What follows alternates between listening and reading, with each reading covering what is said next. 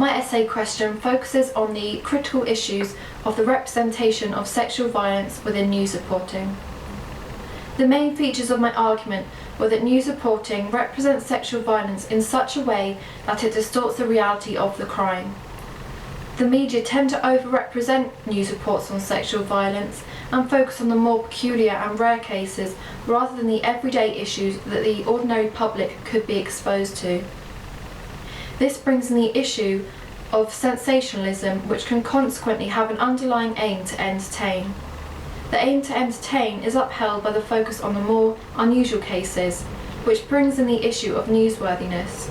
The media will only report those cases which are deemed to be newsworthy, the cases which include bizarre facts, again to possibly entertain. Another main argument was the representation of victims and offenders. In particular, the issue of the ideal, deserving and undeserving victim, and also the construct of the sex beast.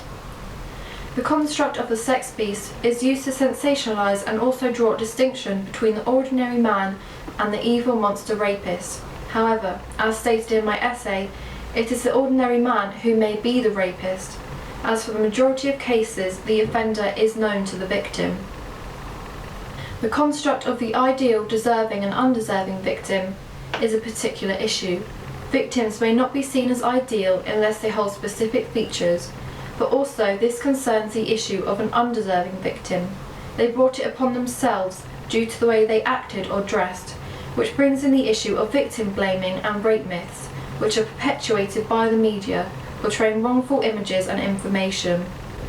Potentially, these wrongful portrayals can have a subsequent effect on police reporting.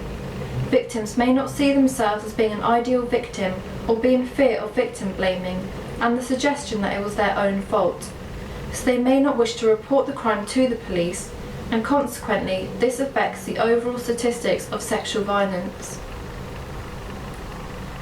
Some of the controversies I picked up on throughout my essay and the research was how for the majority of news reports the victims are portrayed as being female. However, it is widely acknowledged throughout society that men are too victims of sexual violence. However, the media portray women as the victimological norm and men as the victimological other, potentially distorting the view that men too can be victims of sexual violence.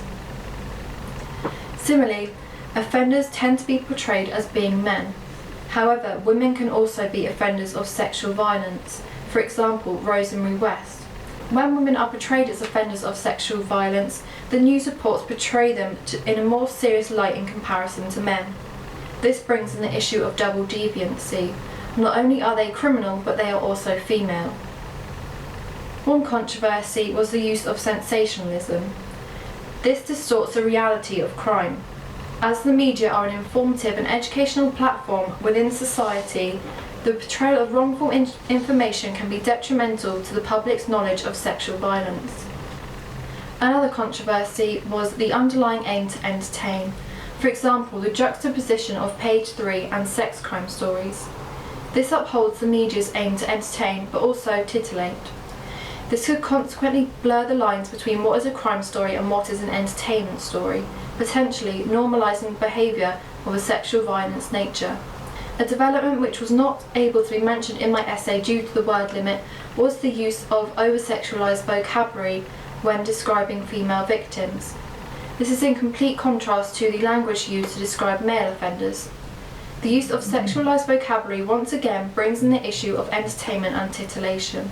However, it also concerns the issue of victim blaming.